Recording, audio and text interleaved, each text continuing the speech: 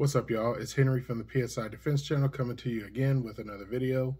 I got a lot of interest off my last video where I had my truck gun outside in the van at 12 degrees or Fahrenheit or negative 11 degrees Celsius. And as you saw, it still performed well. I checked an older video with the numbers. I did lose a few joules.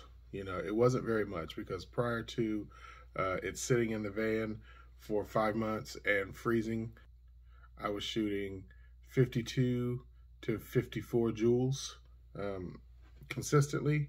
And as you saw in my last test video, it was about 47, 48 joules pretty consistently, but that's not bad considering all the O-rings were frozen solid.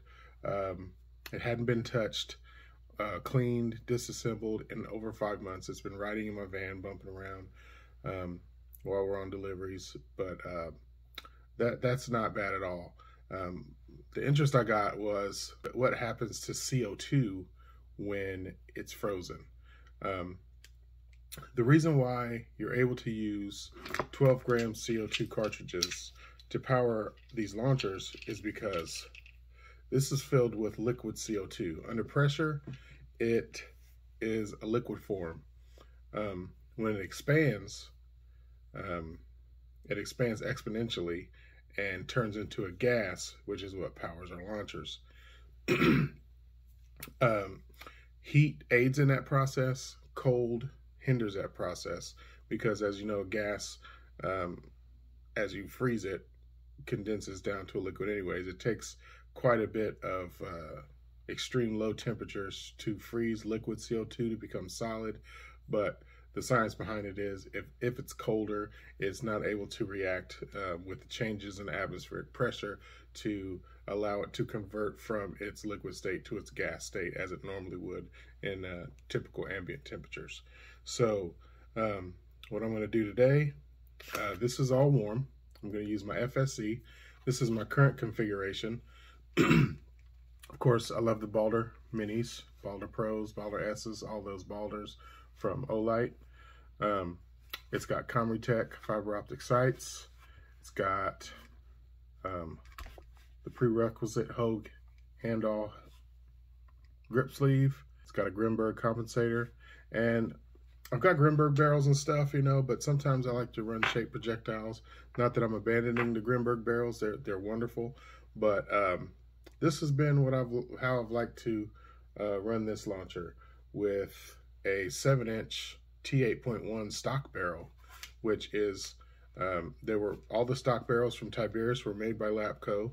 It's a very good barrel. It's 686 bore. I'm getting really good power from this. So I'm going to go ahead and get some benchmark numbers while it's warm.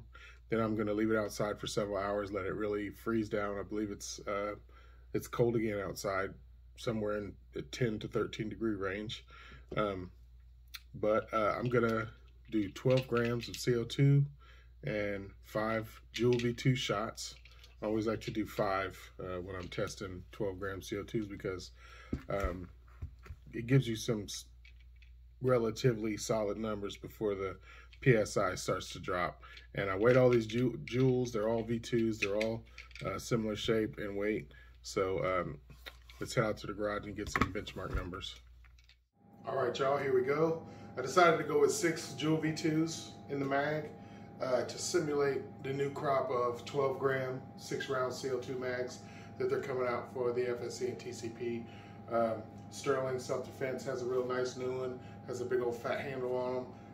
Grimberg, of course, has a very high quality 6-gram mag. So I'll just duplicate that with this test. So here we go. Very nice solid click. All right, let's scoot back a little bit.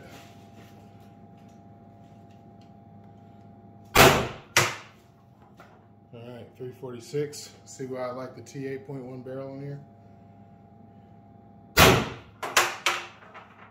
316.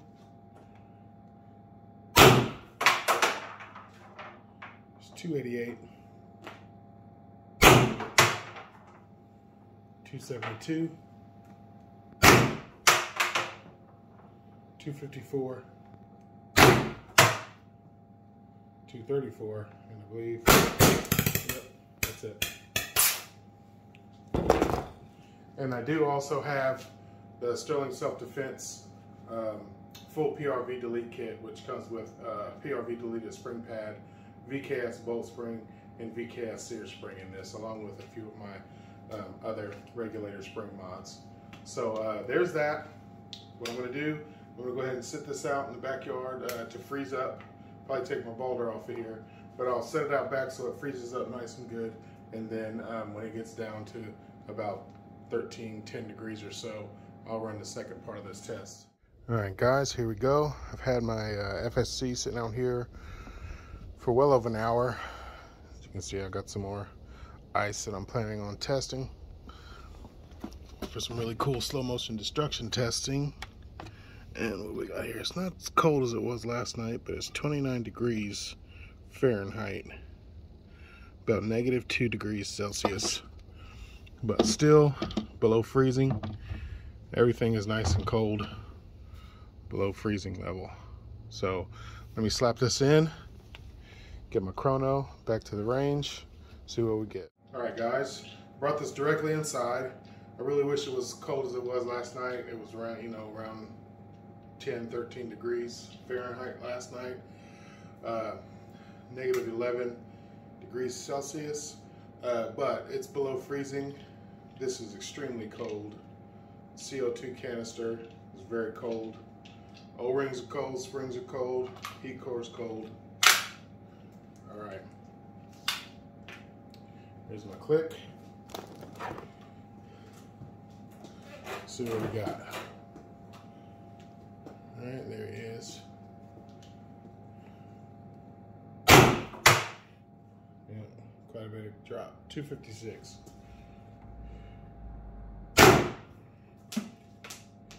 250. 228. 200. 164,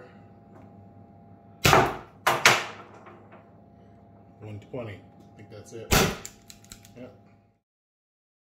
All right, now here are the test results. As you can see, at room temperature, the FSC was shooting pretty strong. Started out at 44.5 joules, ended at 20.3 joules, which is still relatively powerful, enough to do some damage to human flesh. But as you see, with a 43-degree drop, we immediately saw a 24 joule drop in the first shot. And as you can see from the graph, substantial losses in FPS and joules across the board, with the average loss of 82 FPS and an average power loss of 14.5 joules with just a 43-degree drop.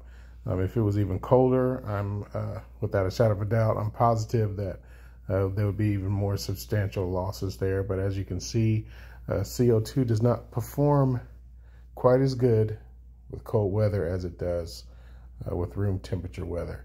And always be sure that you don't exceed 80 to 85 degrees Fahrenheit with your CO2 cartridges. As Junior Vasquez can attest, he had an accident where CO2 exploded in his hand. So always be careful with this stuff, guys. Definitely watch out for yourselves. As you saw with, I don't know if you guys saw the video of the HD50 at 11 joules, shot that devastator round into that guy's leg through his jeans. But our less lethal defense weapons are no joke. You know, they have serious potential to do a lot of damage, so be responsible. We definitely don't want to give anybody any reason to draft new legislation to make it more difficult for us to protect ourselves, our property, and our families. And as always, guys, I really appreciate all the support for the channel. If you find my videos helpful, if you enjoy them, if you find them entertaining, help me out. Give me a like, subscribe, and smash that bell icon to get notified when I have all the new content coming out for you guys. Take care of yourselves and each other, and stay blessed.